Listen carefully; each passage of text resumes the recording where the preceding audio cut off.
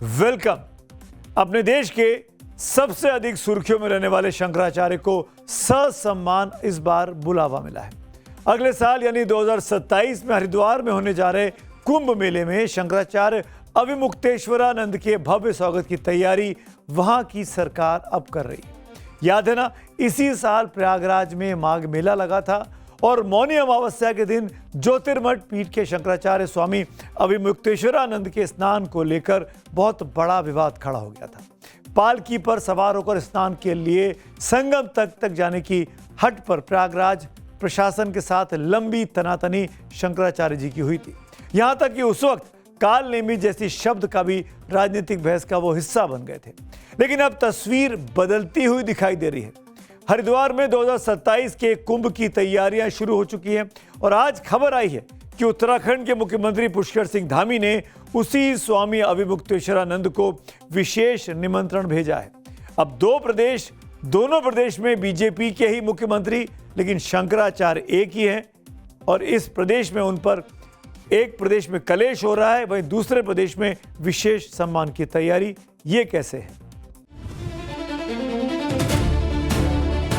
प्रयागराज का स्नान अधूरा, क्या अब हरिद्वार में होगा पूरा? एक निमंत्रण पत्र और उसके भीतर छिपा एक बड़ा राजनीतिक संदेश। ज्योतिर्मठ के शंकराचार्य स्वामी अविमुक्तेश्वरानंद। शुभेंदु अधिकारी, तुमने जो ये निर्णय लिया है, एक तरफ गाय को माता भी कहते हैं और एक तरफ उसको कहते हैं। वही अविमुक्तेश्वरानंद जो फिलहाल यूपी में घूम घूम कर विधानसभा क्षेत्रों में गौ रक्षा के नाम पर वोट मांग रहे हैं। हम गौ माता की रक्षा के लिए वोट देंगे। वही अविमुक्तेश्वरानंद जो प्रयागराज महाकुंभ से माघ मेला तक लगातार सुर्खियों में रहे। वही अविमुक्तेश्वरानंद जिन्होंने व्यवस्थाओं पर सवाल उठाए। जाने का कौन सी सत्ताएं आई, लेकिन किसी ने भी ये हिम्मत नहीं की थी कि वो किसी शंकराचार्य से पूछे कि तुम प्रमाणित करो कि तुम शंकराचार्य हो। वही अविमुक्तेश्वरानंद जिनके बयानों से राजनीतिक हलकों में बेचैनी दिखाई दी। वही अविमुक्तेश्वरानंद जिनके नाम पर यूपी में महीनों तक बहस चलती रही। आज शंकराचार्य जी के सामने भी संकट पैदा कर दिया सरकार ने। सोचिए, शंकराचार्य के साथ अन्याय हो रहा है। वही अविमुक्तेश्वरानंद जिनकी भगवाधारी मुख्यमंत्री योगी आदित्यनाथ से ठन गई। ऐसे तमाम कालनेमी होंगे जो धर्म की आड़ में सनातन धर्म को कमजोर करने की साजिश रच रहे हैं। लेकिन प्रयागराज महाकुंभ से हरिद्वार कुंभ तक अब तस्वीर बदल गई है। शंकराचार्य स्वामी अविमुक्तेश्वरानंद को उत्तराखंड के मुख्यमंत्री पुष्कर सिंह धामी ने निमंत्रण भेजा है। तो क्या प्रयागराज से शुरू हुए स्नान विवाद पर अब हरिद्वार में पूर्ण विराम लगने जा रहा है?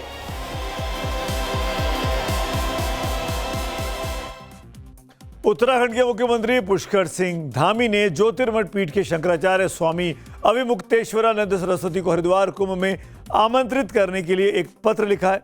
सामान्य तौर पर यह एक प्रशासनिक और औपचारिक प्रक्रिया मानी जा सकती है, क्योंकि धामी उत्तराखंड के मुख्यमंत्री हैं और स्वामी अविमुक्तेश्वरानंद जिस ज्योतिर्मठ के शंकराचार्य हैं वो पीठ उत्तराखंड से ही सनातन का प्रतिनिधित्व करती है।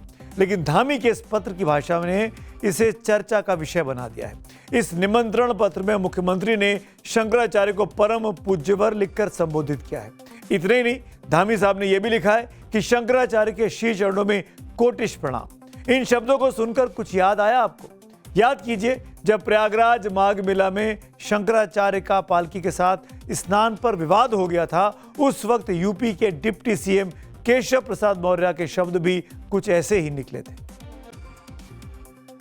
भगवान जगतगुरु शंकराचार्य हैं, अगर वो कहीं भी जा रहे हैं, आ रहे हैं, तो जो भक्त होंगे उनका स्वागत करेंगे। हम भी एक राम भक्त के नाते, एक शिव भक्त के नाते, एक कृष्ण भक्त के नाते, एक सनातन संस्कृति के पोषक होने के नाते हम भी स्वागत करते हैं, हम भी अभिनंदन करते हैं।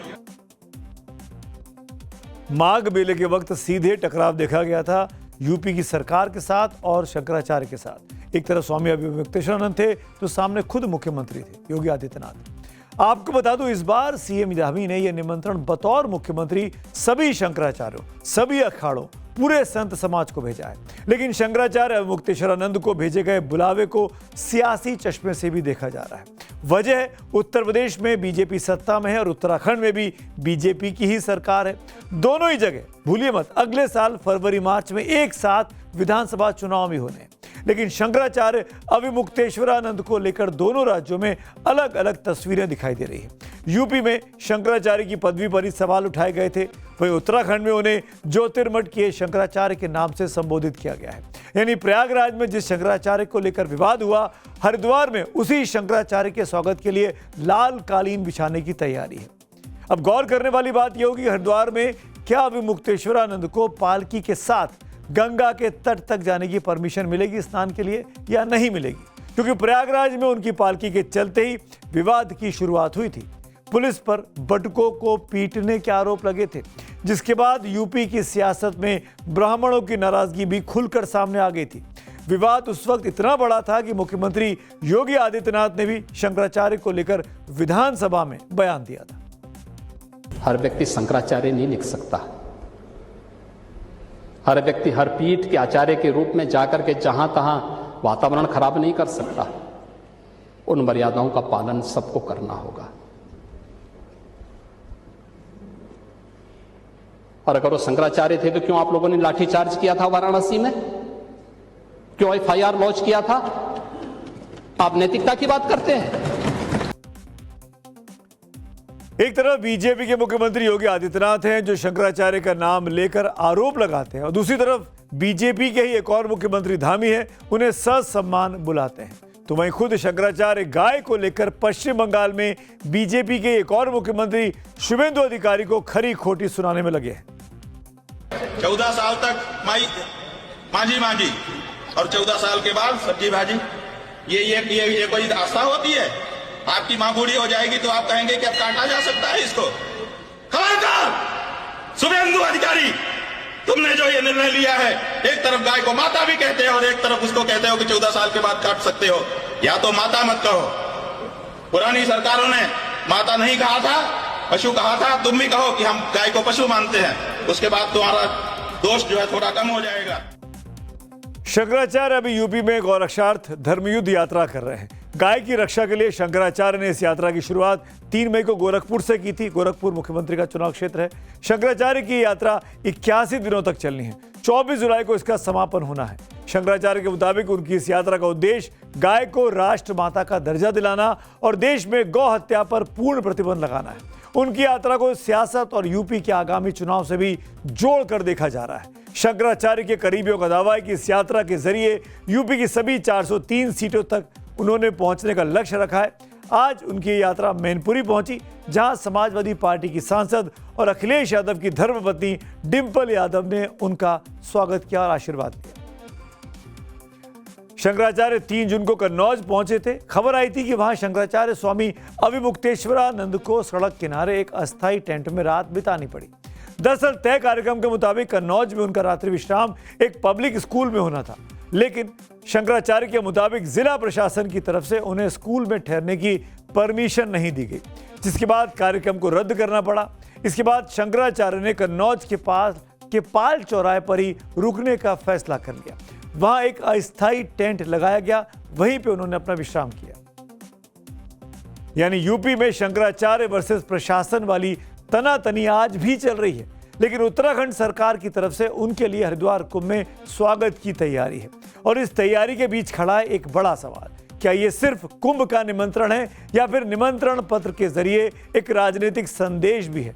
क्योंकि राजनीति में कभी कभी एक चिट्ठी सैकड़ों भाषणों पर भारी पड़ जाती है।